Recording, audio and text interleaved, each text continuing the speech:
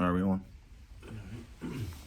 Shalom. First and foremost, we give all praises and glory to Yahweh, Ba'ashem, Yahushua, Ba'ashem, Kakadash.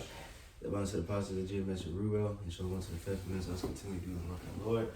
I ain't sure what's coming to Ohio. Sunday class. Once again, so today, Lord willing, we're going to the book of Isaiah. Alright, because when we, before the Psalms and all that, it was the book of Esther. So that was like during the Persian Empire. And then we went back to Psalms with King David and Proverbs, King Solomon. So now we're gonna go back up in time to the prophet Isaiah. All right, and so the main nations is gonna be Syrians, and then the Babylonians is gonna be mentioned. Their rise is prophesied, but so Lord willing, we can start with that article, and we can start at the beginning, and then we're gonna get a few scriptures. And then Lord willing, also too, just to add, certain of these kings' names, we're gonna also touch on them too. Gonna read a little bit about them. We ain't gonna read too much because we already did a class a few months ago about that, but just to refresh, you know what I'm saying. But whoever got that, you can start.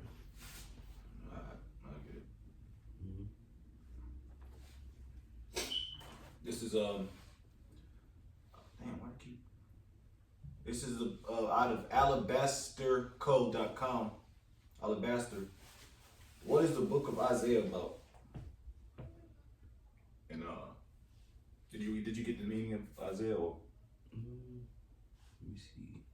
Look-y forgot. Yeah, you shining. But I can start reading real quick. Of all the books included in the Old Testament, the book of Isaiah is perhaps one of the most referenced and quoted in Christian spheres. Excuse me. The first of the so-called major prophets, a designation denoting length, not significance. Isaiah recounts the life and the teachings of the prophet Isaiah, who lived in the kingdom of Judah during the 8th century BCE. Right, and the name real quick, Isaiah Yeshaya, right? And it says, Yahweh have saved. That's just, you got it.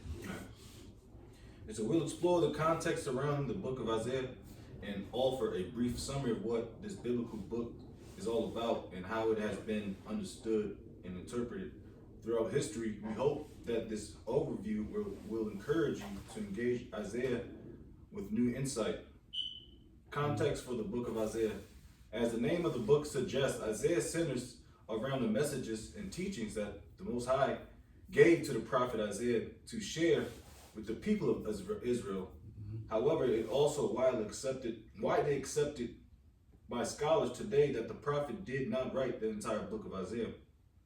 The book covers an expansive period of time, which seems to point to it being a composition of several prophets or writers active during this period of Israel's history. Right, and that, who knows, you know what I'm saying? Because some scholars say that, because maybe, I think it's going to mention again later, but like the chapters like 40 on up is like, they said that some of that is like post, when Persian Empire or whatever, but I don't think so, because it was a scripture, I forgot, I might be able to find it, but that somebody in the New Testament was quoting, he said the book of Isaiah Isaiah said, and it was like a later scripture that the scholars say that somebody else wrote. So I don't think so. I think it was just a lot of, because like at the end of the Isaiah is more like telling Jake about the pretty much prophecy, pretty much. That's why they think that it was like a time skip. You know what I'm saying? But ultimately we don't really know. So it's a little willing. But you got it. Historical context. Nevertheless, Isaiah himself plays a key role, a prophet of the southern kingdom. Isaiah was called by the Most High to share his message with God's people in 740 BC, the year that King Uzziah died. Right, so real quick, let's get Isaiah 1:1. And you just read the first verse, that's it. This is Isaiah 1:1. This is the vision of Isaiah, the son of Amos. It says, which he saw concerning Judah and Jerusalem in the days of Uzziah, Jotham, Ahaz, and Hezekiah, kings of Judah. Right, so he was there for all those different kings. Alright, and matter of fact, yeah, keep going. Then we gonna go into these kings real quick. But at first, you finish that little paragraph. I said, 740 BC, the year that King Uzziah died. This was a critical period in the southern kingdom of Judah's history. Uzziah was known as one of the best kings Judah had. The righteous rule marked a time of great prosperity for the kingdom. However, as prosperity boomed, the divide between the rich and poor in the kingdom grew wider. Right. So real quick, we're gonna read. Let's get 2 Chronicles 26:1. We'll read a little bit of that. 2 Chronicles 26:1 reads, Then all the people of Judah took Uzziah, who was 16 years old, and made him king in the room of his father, Amaziah. He built a land. And real quick too, Salaka, also, Uzziah got two names. Just to, let me see, I forgot his second name. I think it's, let me look it up real quick. Just so Jake, if you're reading, you won't be confused. His second name is Azariah, Salaki. Just so if you read in 2 Kings 15 and 2 Chronicles 26, it's the same king. You know what I'm saying? But and his name means Yahweh is my strength. But you got it. Verses 2, it says, He built Eloth and restored it to Judah. After that, the king slept with his fathers. 16 years old was Uzziah when he began to reign, and he reigned 52 years in Jerusalem. His mother's name also was Jecoliah of Jerusalem. And he did that which was right in the sight of Yahweh, according to all that his father Amaziah did. And he sought the Most High in the days of Zechariah, who had understanding in the vision of the Most High. And as long as he sought Yahweh, God made him to prosper. Right, and that Zechariah is not the same Zechariah in the book. The Zechariah came way after. You know what I'm saying? Just so Jake know. But you got it. Verse 6, it reads, And he went forth and warred against the Philistines and brake down the wall of God and the wall of Jabneh and the wall of Ashdod, and built cities about Ashdod and among the Philistines. And the Most keep going. Yeah, you The know. Most High helped him against the Philistines and against the Arabians that dwelt in Gurbaal and Mehunims. And the Ammonites gave gifts to Uzziah, and his name spread abroad even to the entering in of Egypt, for he strengthened himself exceedingly. Moreover, Uzziah built towers in Jerusalem at the corner gate, and at the valley gate, and at the turning of the wall, and fortified them.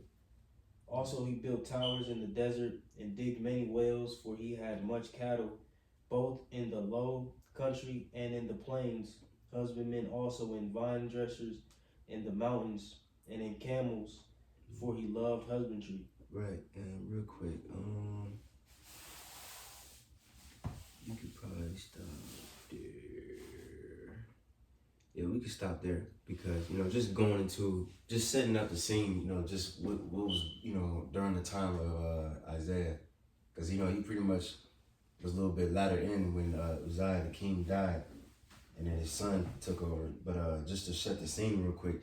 And also, real quick, just to add, if you go, this is a website called Armstrong Institute of Biblical. Alright, it's just uncovering the king of Judah. And just real quick, I'm not gonna read all this. I'm just gonna get to the main points, just to show you that a lot of this all of this history is true. There was seals of royal servants that was found in Israel that pretty much says belonging to Abijah, servant of Uzziah, so on and so forth. And they got the little picture with the Hebrew, and then also Assyrian king wrote about him too. You know what I'm saying? And also there was a plaque too that was that showed him that not showed him, so like that said, you know, pretty much his body lay here and stuff like that, just to show that this man actually lived. You know what I mean? He actually, the scriptures are true that at that time when he was king, Israel was really prosperous. You know what I'm saying? So now we can go back to the article. Alright. Back at the article.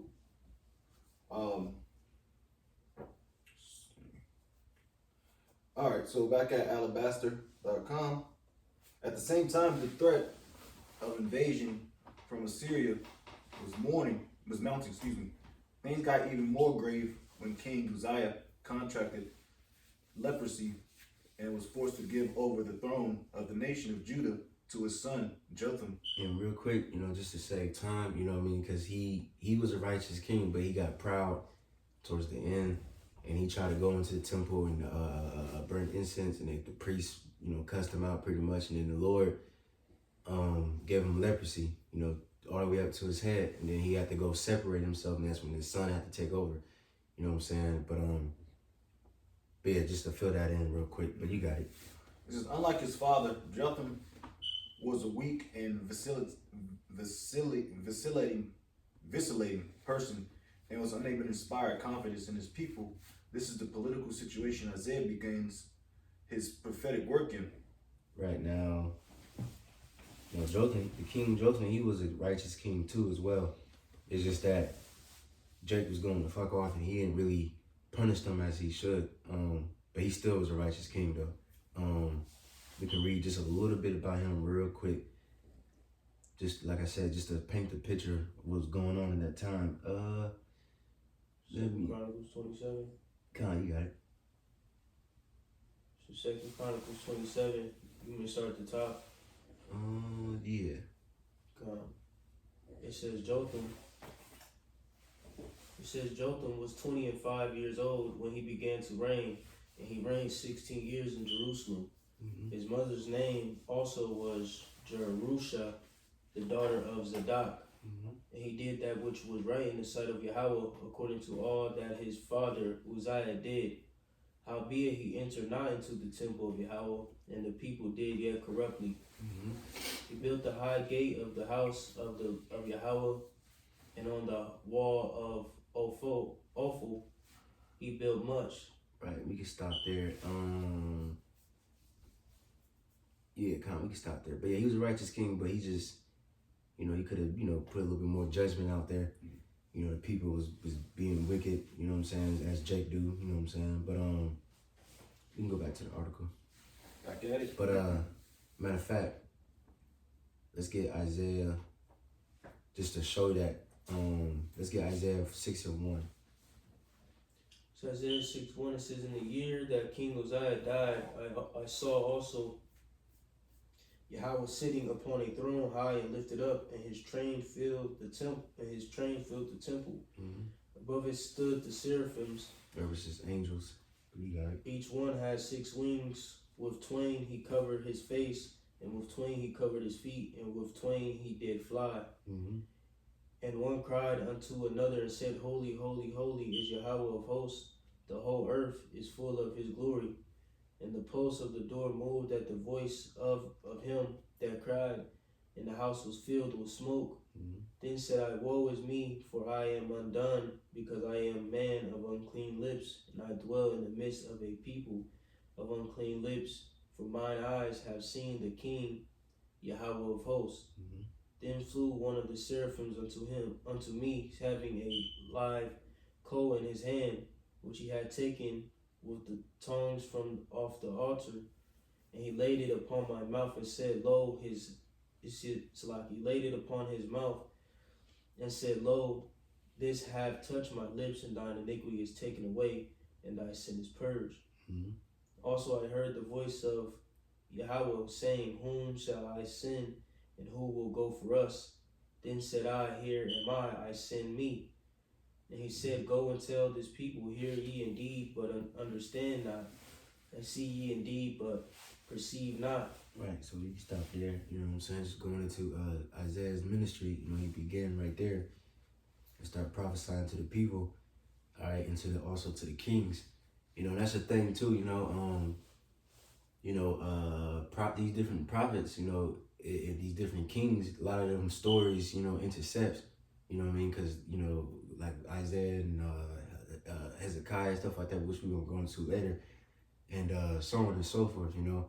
But, yeah, the prophets, the kings, and the priests, all that, they all played a big part, and they all was there together. And that's crazy, too, because, like, years ago, I never really thought about that. Like, we read the prophets, stuff like that, but you never really, I never really connected that, you know what I'm saying? But let me see. We can read, we're gonna wait. We're gonna read 7 in a minute, but you can go back to the article. Structure. In the past, scholars have divided Isaiah into 3 key sections. Modern consensus, however, That's that my fault, Salaki, because I don't think they're gonna really go into it like that. So we could just go to Isaiah 7:1 real quick. So Isaiah 7:1, it reads, "And it came to pass in the days of Ahaz, the son of Jotham, the son of Uzziah, king of Judah, that Rezin, the king of Syria, and Pekah, the son of Remaliah, king of Israel, went up toward Jerusalem to war against it, but could not prevail against it." Right. So now it's a time skip again, because the first was Uzziah, then it was Jotham.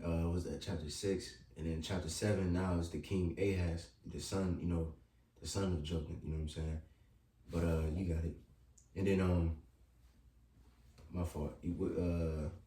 What he say? He said Rezin, the king of Syria, and Pekah, the son of Remaliah, king of Israel. So pretty much, even this in history, you look it up, they came together, and then they wanted to attack, because you know, of course, we know that Israel and Judah was split.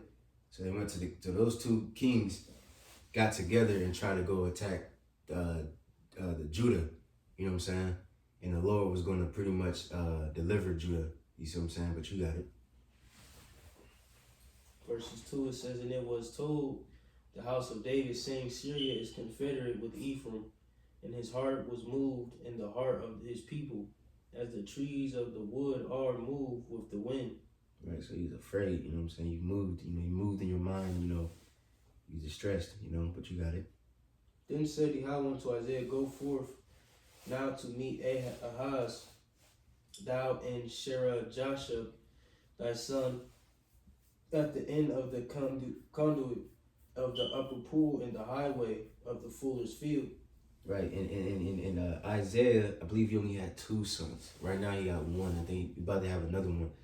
I believe it was 2. But what's his name? Sherah-Jashub. You know, I believe that name means, which somebody can confirm it for me, Bob Shot, a blue letter. I believe it means remnant, return. You know, these different names that's about to pop up is going to be very important. You know what I'm saying? Ominomus, you know. Confirmed. Khan. That's good? Oh, Khan, yep.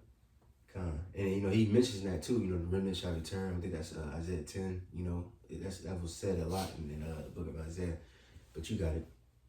It says, verses 4, "And say unto him, Take heed and be quiet, fear not, neither be faint-hearted, for the 2 tails of these smoking firebrands, for the fierce anger of Rezin with Syria and the son of Remaliah, because Syria, Ephraim, and the son of Remaliah have taken evil counsel against thee, saying, Let us go up against Judah and vex it, and let us make a breach therein for us, and set a king in the midst of it, even the son of Tabiel." Of Tabiel. It said, we can skip to verse 10, just, you know, to the main points. Verses 10. It says, "Moreover, Yahweh spake again unto Ahaz, saying, Ask thee a sign of Yahweh thy God. Ask it either in depth or in the height above." But Ahaz said, "I will not ask, neither will I tempt Yahweh."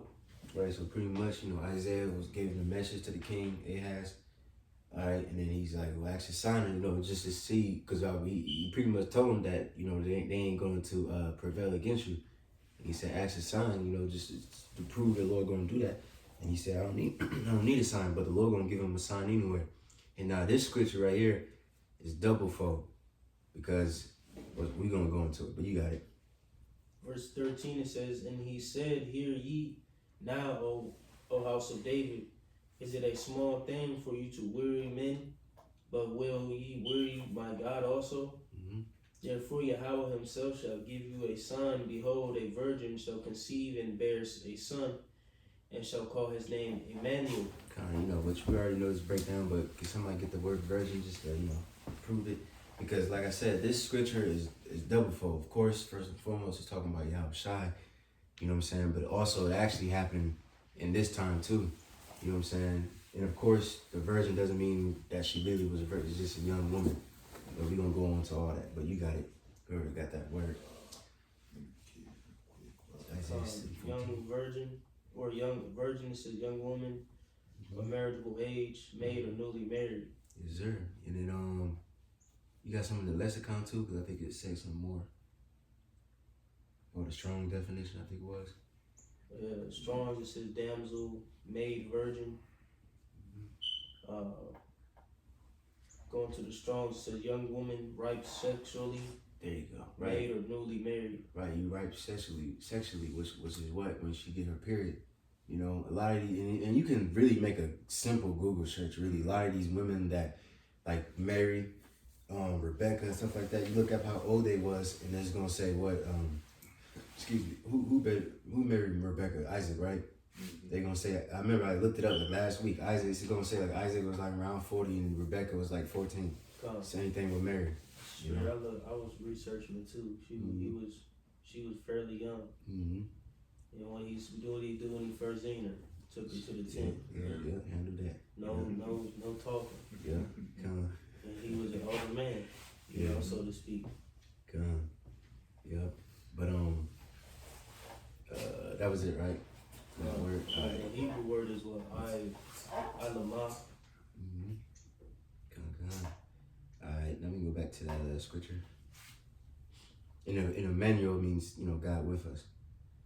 You know what I'm saying? But you got it. So Isaiah 7 and verses 15 it reads, butter and honey shall he eat, and he may now that he may know to refuse the evil and choose the good. For behold, the child shall know to refuse the evil and choose the good. The land that thou abhorrest shall be forsaken of both her kings. Right, so he's saying before the child, because the child's about to be born. Like I said, it's double fold, Yahweh Shai. But this one is going to go into the next chapter. But when this child was born, before he was even was old enough and got older and things and could know good and evil and all these different things, that the Lord was going to deliver Judah from, Israel and Syria. You know what I'm saying? So the Lord going to make a quick work pretty much. All right? So you can read a few more verses in there.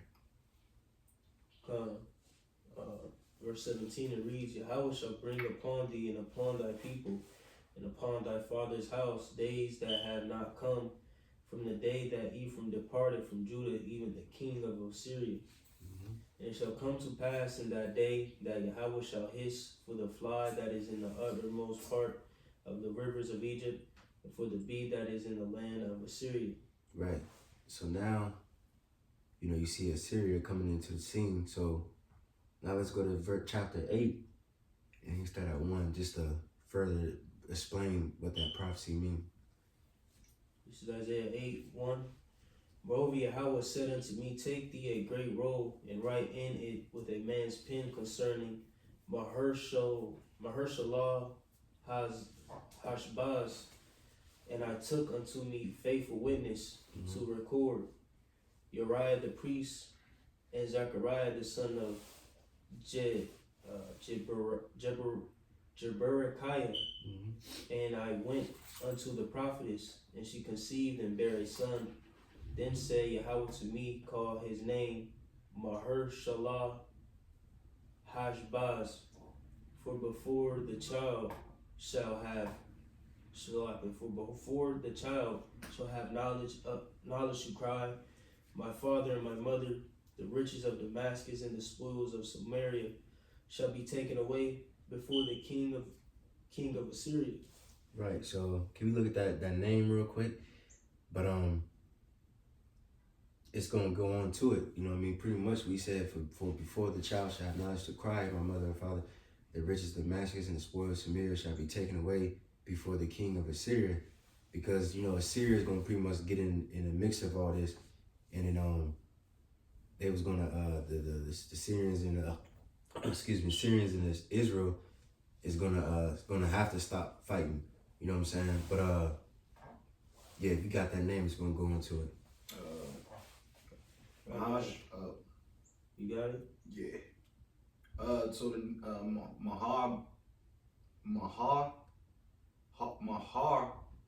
Shalal Kawash Baz. It says swift is booty, speedy is prey. Symbolic name given by Isaiah by the Lord. Direction to Isaiah's son. Prophetic indication that Damascus and Samaria were soon to be plundered by the king of Assyria.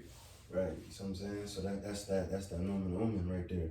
So he gave his son, because you know, prophetess too, I forgot to mention that, but the prophetess, a woman can be a prophetess if you a prophet, your wife is a prophetess. That's what makes her a prophetess, you know what I'm saying? That's the technical, just like if you're a president and you got the first lady, you know what I'm saying? Just something like that. You know what I mean? So Isaiah, his son, came, and then that was the prophecy saying that the Lord's gonna put a quick end to Samaria, which was happening. That's how we already went to. You ain't gonna go too deep into it because we already did a class on it, where a Syrian came and took Israel and replaced them and put heathen in that land of Samaria. You know what I'm saying? But let me see. You can read a few more verses.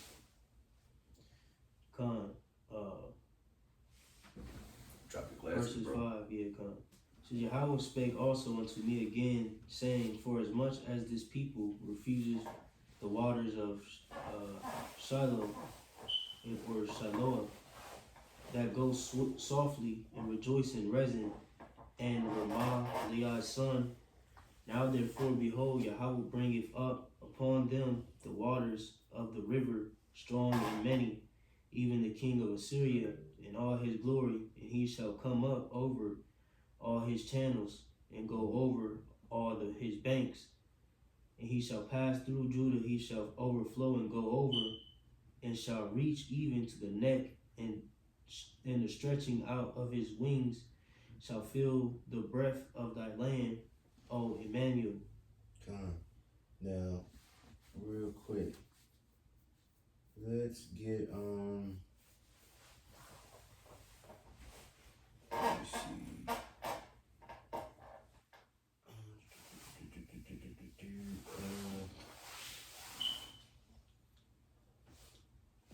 Matter of fact, we'll probably get that later. I think let's get Kings 18.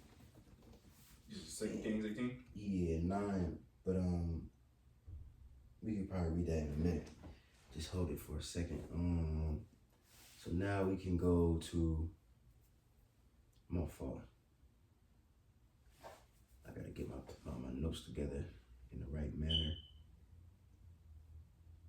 But so yeah, so this event didn't happen yet. The Syrians didn't take Samaria yet.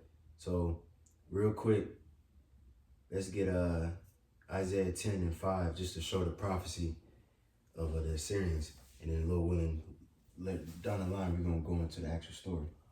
All right. It's Isaiah chapter 10 verse 5. It says, "O Assyrian, the rod of mine anger, and the staff in their hands is my indignation.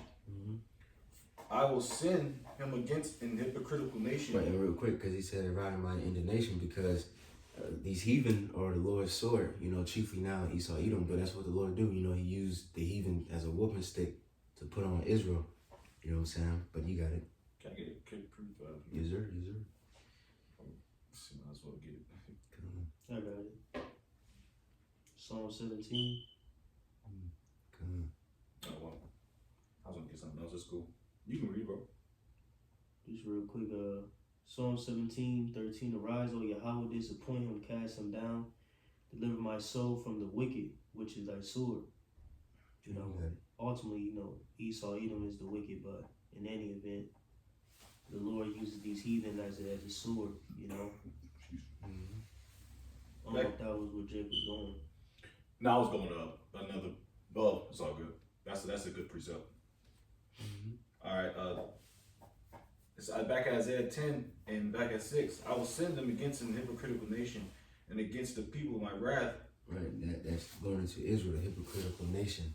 That's why they getting ass whooped, because you know, them niggas are off, you know. Especially at that time, the land of or the people, or the northern tribe, you know what I'm saying? That's why the Lord said he cast out the whole seed of Israel.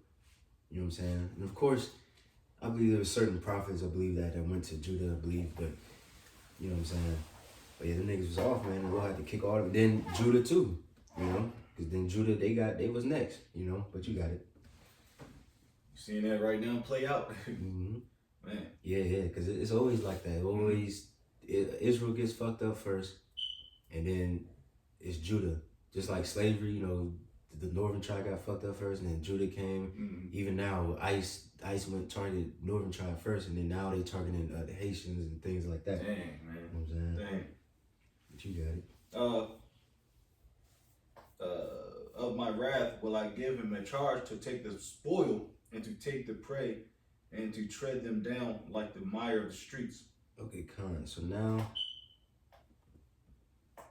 let's go to the article, and then we're gonna go back to that scripture we was holding.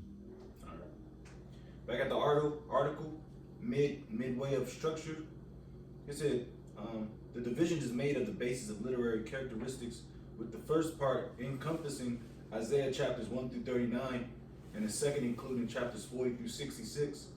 Part of 1 contains warnings of judgment and promises future restoration for Jerusalem, Judah, and all the nations. In part 2, the forewarned judgment has already taken place, and the time for restoration is at hand. So like, where you at? You in a Google Search right now? No, I was in the structure part. Oh, okay, Khan. Just finish it up. Okay, Khan. Okay, my fault. You got it. All right, summary of Isaiah. As discussed, the book of Isaiah can be separated into 2 major parts. Isaiah chapters 1 through 39 centers primarily around Judah and Jerusalem, when the city was still standing and when the kingdom was at risk of invasion from the Assyrians. Right, and again, I believe they said that because they think that the latter end was, like we mentioned earlier, the latter end was written by somebody else. But no, Isaiah, the prophet Isaiah, was only during the time of the Assyrians. He wasn't during the time of when Babylon took over Judah and stuff like that. You know what I'm saying? That was way after him. You know what I'm saying? But you got it. But he did prophesy about Judah too, though, just to add that there. But you got it. So, chapters 1 through 12, oracles or words of warning and judgment against Judah from Isaiah's early years as a prophet. Chapters 13 to 23, oracles against foreign nations from the middle of Isaiah's career. Chapters 24 to 27, this section is referred to by scholars as the Isaiah Apocalypse. It is believed to have been added at a much later date. Chapters 28 to 33, words of wisdom from the latter part of Isaiah's ministry. Chapters 34 to 35, a prophetic vision of restoration for the future. Chapters 36 to 39, stories from Isaiah's life. Central to this section are stories about King Hezekiah, who was king near the end of Isaiah's ministry. While threats of captivity continue mounting, the reign of King Hezekiah ultimately comes to an end, and with its begin the Babylonian captivity. Right, so we can stop right there, and then we can go into that scripture we was holding. This is 2 Kings chapter 18 and verse 5. Did you say that? 5, right? Yeah. No. Alright. This is Second Kings 18:9. And it came to pass in the 4th year of King Hezekiah, which was the 7th year of. Okay.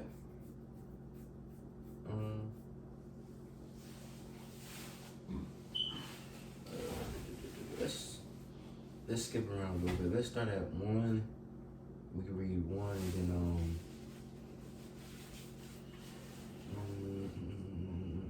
one, and then we can skip down to 7.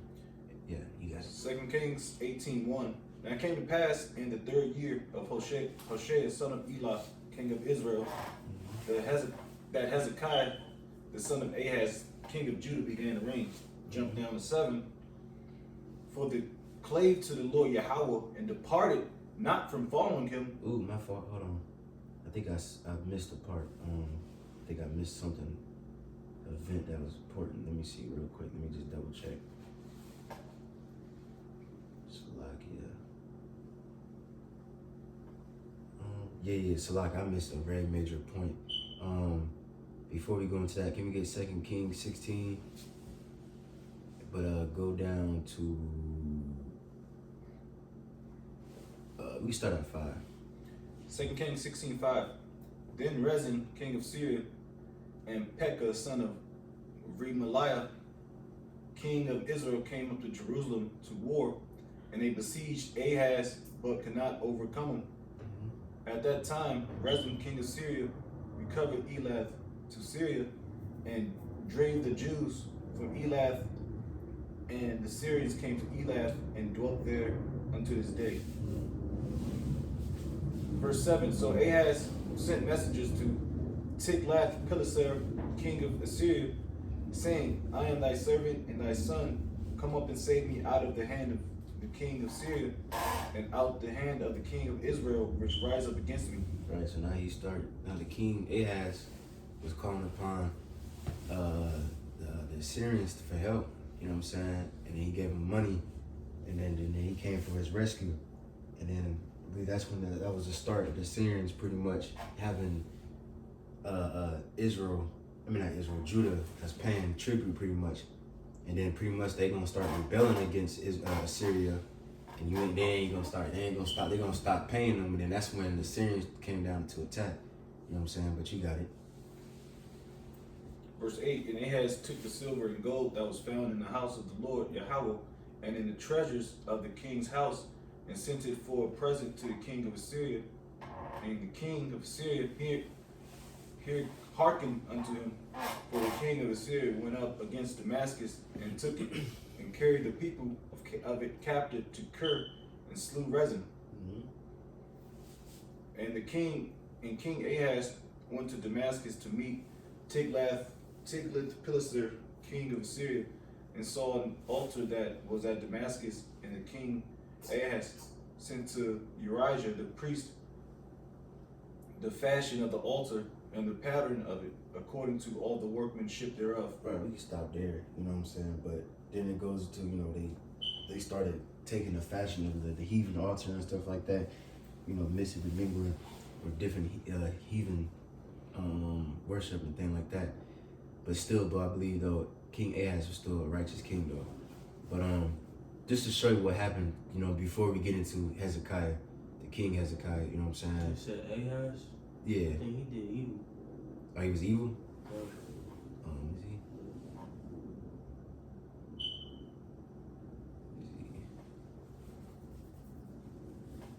Okay. Khan, you right. Khan, he's a wicked nigga. Alright. And then, He like in the beginning, he right. basically mentioned it all. Khan. Alright, Khan, you got it. Is it good? Yeah. And the Lord kept having mercy on him. You know what I'm saying? Right. Yeah, well, how long you got? Like Yeah, he 40 ain't minutes. like. I want. Let me see. Not the one he said wasn't as wicked as Israel king or something like that. But he still was.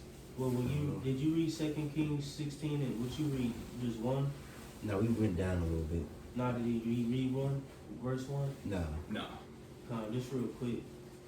It says 2 Kings 16 at the top. It says in the 17th year of Pekah, and the son of Remaliah. Ahaz, the son of Jotham, king of Judah, began to reign. 20 years old was Ahaz. He began to reign, and he reigned 16 years in Jerusalem, and did not that which was right in the sight of Yahweh, his God, like David his father. But he walked in the way of the kings of Israel, yet and made his son to pass through the fire according to the abomination of the heathen, whom Yahweh cast out from before the children of Israel. And he sacrificed burnt incense in the high places and on the hills and under every green tree. Yeah, so he was going off. Come. Alright. So now, let me see. I think we're done in this one. Let me see. Matter of fact, you still in 16 or whoever? We can read verse 20, and then we can go to chapter 18.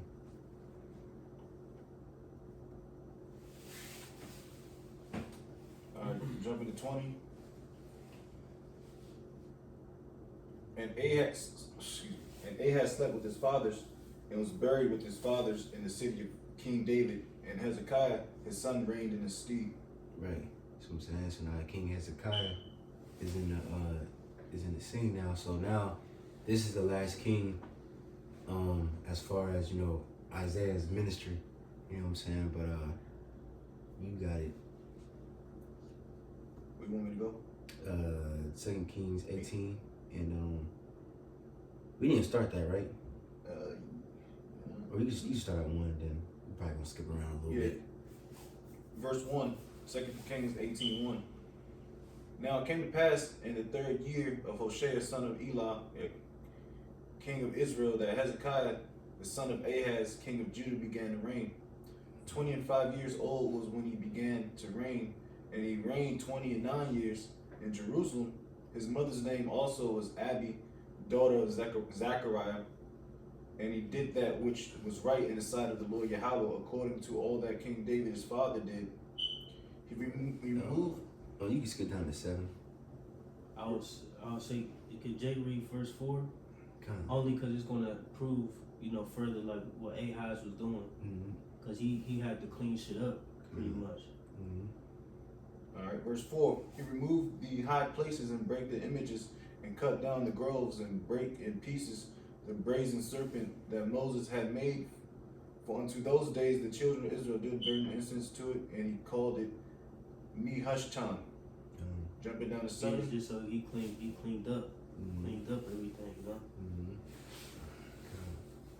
Verse 7. And the Lord Yahweh was with him, and he prospered whithersoever he went forth, and he rebelled against the king of Assyria and served him not. He smote the Philistines even unto Gaza and the borders thereof, from the tower of the watchman to the fenced city. And it came to pass in the 4th year of King Hezekiah, which was the 7th year of Hoshea, son of Elah, king of Israel, that Shalmaneser, king of Assyria, came up against Samaria and besieged it. And at the end of 3 years, they took it. Samaria, the capital of the northern kingdom. You know what I'm saying? What you got? And at the end of 3 years, they took it. Even in the 6th year of Hezekiah, that is the 9th year of Hoshea, king of Israel, Samaria was taken. And the king of Assyria did carry away Israel to Assyria and put them in Halah. Now I was gonna make a point. And if you notice, I was the last king of Israel. You know, before they went. That's how you know they went the complete. You know, they was completely through at that point. Right. Was it Hoshea? That was the last king of Israel. It said, Assyria put them in Halah and in Habor by the river of Gozan, and in the cities of the Medes, because they obeyed not the voice of the Lord their power, but transgressed his covenant in all that Moses, the servant of the Lord Yahweh, commanded, and would not hear them nor do them not. Right, so now Kingdom of Israel through, that shit failed. They got kicked out, got put in the land of Syria and stuff like that, and then the heathen came back. not came back. He even got put in that land. That's why you see in the time of Yahushua, there was like a mixed, group there. You know what I'm saying? Because from that situation, all right. And also too, just a quick little fun fact. If you look at the map, you got Samaria, but above it is the land of Galilee. You know what I'm saying? Like right above it. You know what I mean? That was like that was Yahushua. Like he did a lot of his ministry there.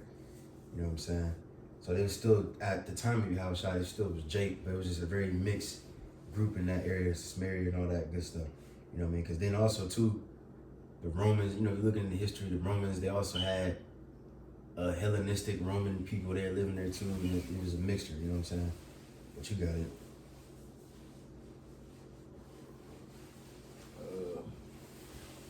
Verse 14, and Hezekiah king of Judah sent to the king of Assyria to Lachish, saying, I have offended.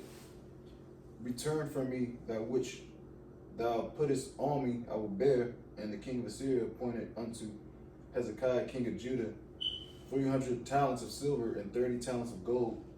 And Hezekiah gave him all the silver that was found in the house of the Lord and in the treasures of the king's house. At that time did Hezekiah cut off the gold from the doors of the temple of the Lord and from the pillars which Hezekiah king of Judah had overlaid, and gave it to the king of Assyria.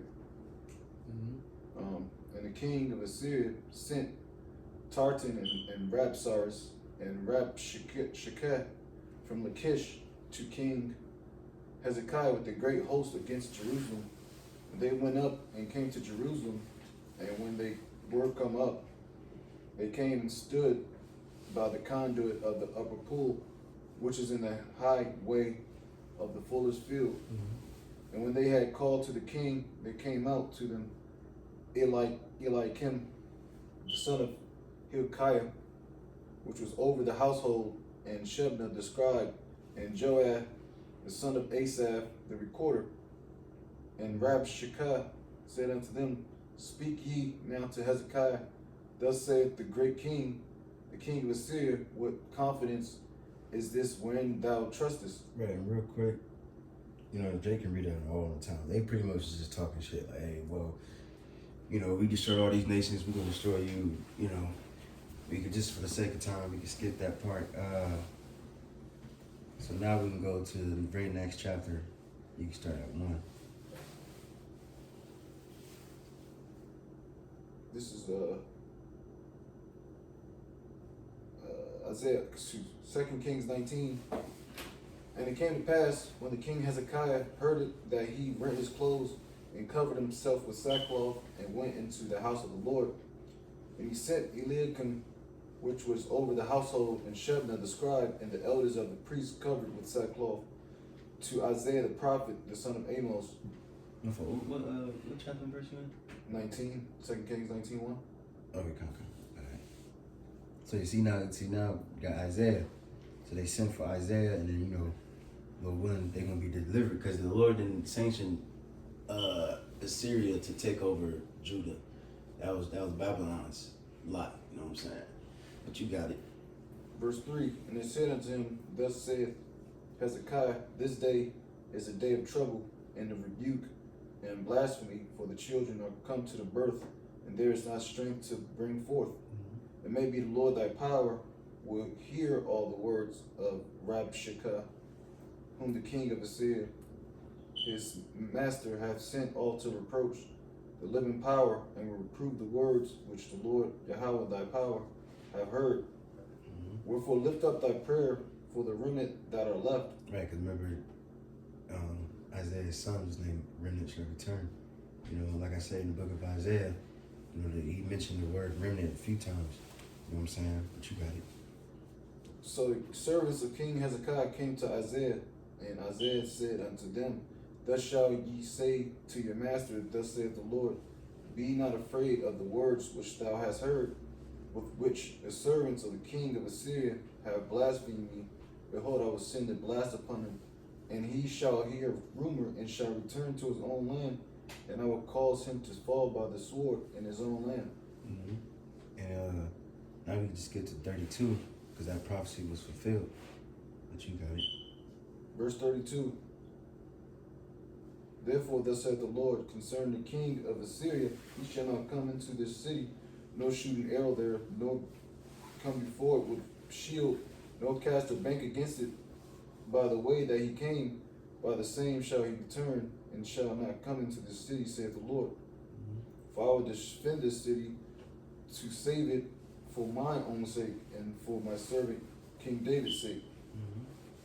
And it came to pass that night that the angel of the Lord went out and smote in the camp of the Assyrians 185,000. And when they arose early in the morning, behold, they were all dead corpses. Right, so that shit was crazy, bro. You gotta really think. Well, first, if let me finish my point, then we'll go back in time. But you gotta really think. This is a real event. Like, imagine, you in your tent, you sleeping, and you wake up and you see number dead, your whole army dead and shit. Like, he probably was looking like, what the actual fuck? Like, you know what I mean? That's something you see, you witness something supernatural or whatever, and then you just like, what the fuck just happened? This man was through, so he had to flee. He had to go back to his land. You know what I'm saying? And the Jake didn't have to lift no finger. You know what I'm saying? And also too, just to add, real quick, during this time of the siege, they found because King, if you read King Hezekiah's story, which we don't gotta really touch on it right now, but you can do it on your own time. But they made a tunnel, underground tunnel. Because first it was like a river that was, the water was coming down and watering all the garden and stuff like that, vineyard, or not, I think it was like a garden or something like that, trees and shit. But then when that siege happened, they went underground and they digged, and even people today was like shocked, like how the fuck they even did it, and there was a description. Matter of fact, I took a picture of it too, because I put the video in the chat. But it was a picture that they wrote in the tunnel how they did it. It's called the Saloim inscription reads the tunneling, and this is the story of the tunneling. While the pickaxes each crew towards the other, so you had each crew on one side or the other, and they came into the middle and met. All right, it says, and while there were still 3 cubits to cut, the voice of the man was heard calling to the counterpart, for there was and then it got a part where I guess they can't read that word, I guess. So it says, there was some blank in the rock on the right, and on the day of breaking through, the miners hewn each man towards his fellow, pickaxe against pickaxe, and the water flowed from the spring to the reservoir, 1,200 cubits, and the height of the rock above the stone cutters was 100 cubits. You know what I'm saying? So that just show you, Jake actually did that, and that's written in the scriptures. And you can look it up on YouTube. You know what I mean? And people can still go through it today, and they say it takes like 30 minutes to go all the way through. You know what I'm saying? But that's what Jake was doing, because they couldn't go out to go, get the water because it was on the season. They also didn't want to give the water to the Assyrians, so they just redirected the river to inside. You know what I'm saying?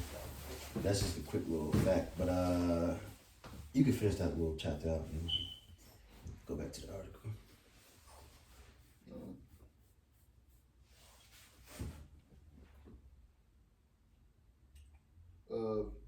Verse 36. So Sennacherib, king of Assyria, departed and went and returned and dwelt at Nineveh. And it came to pass, as he was worshiping in the house of Nisroch, his god, that Adramelech and Sharezer, his son, smote him with the sword.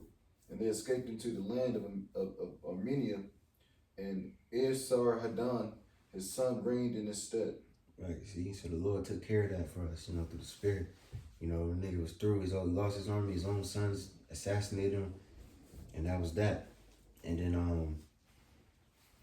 it keeps going on and on about King Hezekiah caught sickness, and the Lord extended his life, I believe, like 15 years.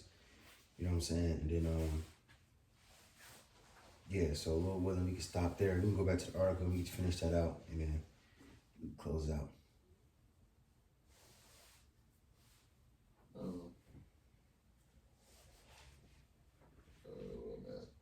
Chapters 40 to 48, assurance of the comfort of the Most High, which comes through the servant. 49 to 57, assurance that the salvation of the Most High will come through the suffering servant. Right, which was that 53, Isaiah 53, goes into the prophecy of Yahushua. And I believe, I don't know if it mentioned it or it might mention it down, but it's going to mention it. Pretty much in the Gospels, or the New Testament too as well, like the Acts and things like that, Isaiah was like the most quoted book in the New Testament. You know what I'm saying? Especially dealing with Yahushua, like the, what's that, the eunuch in Ethiopia. Remember, he was asking, who was it? He was asking somebody, what does this mean? And he broke it down to him. You know what I'm saying? But you got it.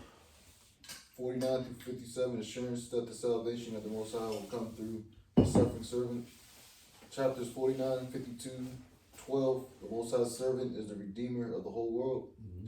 Chapters 52, 13 and 53, 12, redemption is wrought by the suffering servant, also referred to as Most High's Lamb. Yahushua once again. Chapters 54, 66 outlines the need for a Redeemer and tells of what the coming restoration will be like. So, pretty much we got 2 more chapters or paragraphs, and we can close it out with that. But that's pretty much the overview of the book of Isaiah.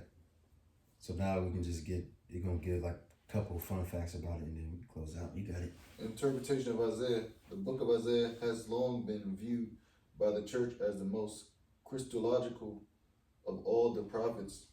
Isaiah is so significant, in fact, that the book has frequently been called the fifth gospel of 37 quotations from the Old Testament. Prophets and Apostle Paul's letters, 27, come from Isaiah. Isaiah is also frequently referenced and quoted in the Gospels and in Acts, usually as the writers point to Yahushua as a fulfillment of Isaiah's prophecies of a Savior. Mm-hmm. Isaiah describes and has clear impact and implication for the time and culture in which it was written, but the words of warning, wisdom, and assurance continue to speak to us today.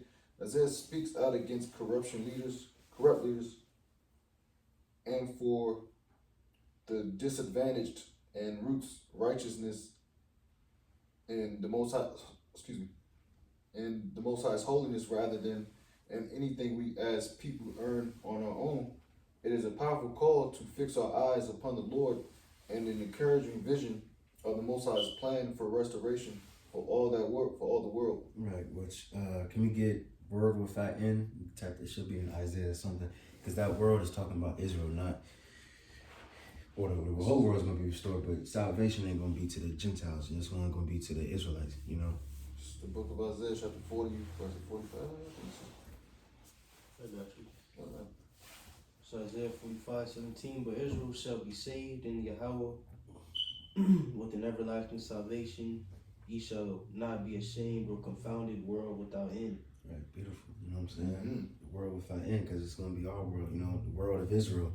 Our world is never going to end. You know what I'm saying? But these heathens, their nation, their rulership is. But I got one more point too, because just on the fate of the prophet of Isaiah, now they say, because we don't know how he died, what happened to him, but according to early Christian so-called tradition, they said that he was sawn in half by the king, Hezekiah's son, which, like we just read in Isaiah 1:1, I believe he probably wasn't alive at that time.